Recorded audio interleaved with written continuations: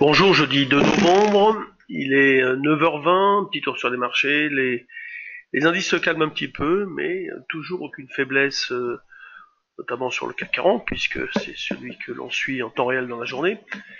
Il en est de même pour le DAX, loin de là, hein, il est sur ses plus hauts, même si ce matin il souffle un petit peu.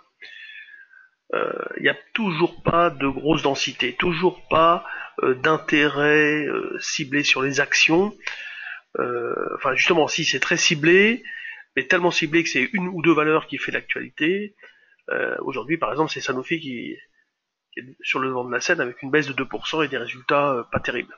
Enfin, un peu moins bien qu'attendu, mais il n'y a pas de quoi non plus s'inquiéter. Donc, tous les achats des gestions se font sur l'Eurostoxx notamment pour aller plus vite, aller sur le. C'est le seul moyen de rentrer vite dans le marché. Et c'est pour ça que ils courent souvent après des mouvements qui sont extrêmement rapides. Et vous voyez, soit vous avez des accélérations puissantes, sans retour en arrière, soit il se passe strictement rien. Parce que la plupart des intérêts passent par les futurs. Ça sera la même chose dans la baisse. Attention, on ne rencontrera pas de résistance. Mais attention aussi, on est loin d'un retournement de situation. Hein, ça c'est clair. On peut guetter dans un premier temps un arrêt de la hausse. Donc, les Selectis là qui se cassent la figure. Pourtant, bon, ils ont annoncé qu'ils vont faire un show bientôt pour présenter les résultats des essais de phase 1 sur l'UCART 19 avec Pfizer. Bon, elle est extraordinaire. Elle a pas mal baissé hier à New York et en France. Et ce matin, elle poursuit. Alors, vous voyez, Sanofi, elle a ouvert bas, ça le remonte un petit peu. Donc, c'est pour ça que le CAC ne descend pas davantage. Airbus, les deux plus fortes baisses. Hein. C'est pas méchant non plus. Et puis, alors c'est BNP qui est un petit peu quand même plombée. Elle aurait dû remonter un peu hier, elle a fait que baisser. Et puis là, il y a rien. Il y a rien, elle est à plus 0,08. Bon, elle sous-performe hein, depuis quelques semaines, le CAC étant au plus haut. C'est vraiment la valeur qu'il faut suivre pour essayer de trouver le ton avec la SocGen qui va publier demain. Pour voir un peu l'état un peu psychologique du marché. Vous avez toujours Guillemot qui bouge beaucoup. Donc hier on a fait ce que moi j'appelle ici un contre-signal. On a deux moyennes qui se croisent, c'est le moment où il faut prendre la décision d'acheter si on veut le faire. Donc vous voyez c'est un achat dans les 4,20, 4,30, vous voyez par exemple le pullback par rapport à ça. Donc 4,31 c'est un niveau d'achat. Et d'ailleurs elle vient de rebondir dessus donc Guillemot. Monakea n'en finit pas de monter, il y a des gros achats, il y a eu des gros tickets entrés encore ce matin. On a vraiment un vrai changement de physionomie sur Monakea, qui a énormément déçu avec de multiples augmentations de capital privé, des placements privés, qui ont dilué les actionnaires d'origine. Groupe Parrot, ici, là, c'est dans le taux, c'est la recommandation d'investir de ce matin, donc ça dope un petit peu le marché. Voilà, pour le reste, franchement, il n'y a pas grand-chose à raconter. On cherche toujours à acheter sur le CAC 40. Moi, je suis placé. Alors, je vous montre. Je suis pas placé. Alors, je suis pas trop placé. Si sur ce marché-là, je suis enfin sur ce compte, je suis à 82,5. C'est un peu loin. Hein. Je suis placé. J'en ai mis aussi à. J'ai dû en mettre 20 à 84,5. J'en ai mis 10 à 85,5. J'en ai mis une quarantaine comme ça d'achat sur repli. Évidemment, je vais pas acheter à 4h30 à 16h30 si jamais ça baisse.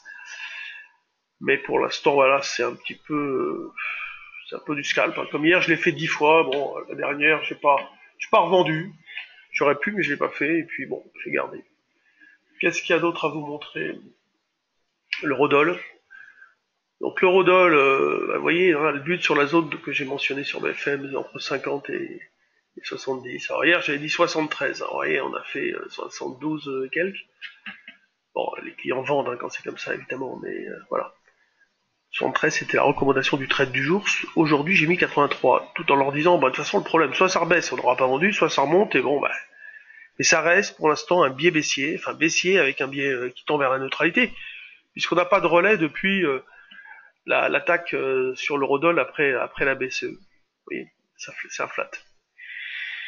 Donc si je vends, je vais racheter ici vers 23 là, mes contrats. Enfin, en tout cas, c'était l'idée que j'avais proposée sur le trade du jour ces derniers temps. Qu'est-ce qu'il y a à dire de plus? Pétrole est pas mal, et il a rebaissé un peu, mais Total reste bien quand même. Ici, Total, le pétrole, et hop, il rebaisse un petit peu là. Bon, pas méchant, hein, il a bien boosté. Il reste haussier. Un niveau d'achat sur repli, par exemple, vers 59. Euh, alors, les grosses pondérations, vous les voyez là, c'est celles qui sont surlignées ou bien avec des bancaires, hein, parce que j'ai préféré mettre AXA dedans pour bien les identifier. Donc ça tire un peu vers le bas avec Airbus et Sanofi, qui sont deux grosses pondérations quand même. Total est passé légèrement négatif. Malgré cela, franchement, le marché tient très très très bien parce qu'il y a beaucoup de valeurs qui sont à plus 0 quelque chose. Donc vous voyez, le CAC 40 il est là, il est dans la moyenne basse à cause de toutes ces quatre valeurs qui plombent un peu l'indice CAC 40, il est à plus 0,04, donc sans changement. Je vais guetter un retournement, enfin un arrêt, pardon, un arrêt. Je pense pas que le marché puisse continuer aussi facilement que les jours précédents, encore que il se met toujours de contre-pied, donc c'est pas simple de se faire une idée sur l'état des forces en présence. En tout cas, pour l'instant, je cherche à acheter le CAC sur des replis, le DAX sur des replis, plutôt à vendre l'euro-dollar sur des rebonds. Donc les indices acheteurs, l'euro-dollar, un biais vendeur quand même pour l'instant encore. J'avais dit que j'attendais une semaine pour me faire une idée de la situation, pour voir si on avait un relais, et pour l'instant, on ne l'a pas, c'est quand même assez important. Donc, d'une recherche à vendre, à savoir vendeur sur l'eurodoll, ça va passer, si jamais le marché ne prend pas de relais d'ici vendredi, ça va passer à une neutralité de la situation. Donc on travaillera à ce moment-là les deux sens. Utiliser des options en ce moment, c'est fantastique. C'est vraiment la clé. Il n'est pas toujours facile de mettre des stops. Et l'option n'est pas chère. Elle est vraiment donnée. On a des volatilités qui sont au plus bas. Donc il faut acheter le call. Pour, par exemple, si vous décidez de vendre des futurs, il faut vous protéger quand même. Et c'est la meilleure des solutions. Bon, je vous ai à peu près tout dit. Hein. C'est pas une phase extraordinaire ce matin encore. Prochain rendez-vous, vous savez, on va faire un day trading live le 9 novembre. Bon, c'est un gros événement quand même, hein, parce que pour nous, on montre ce qu'on fait, on trade. Hein, vous pouvez nous copier les trades, des idées, etc.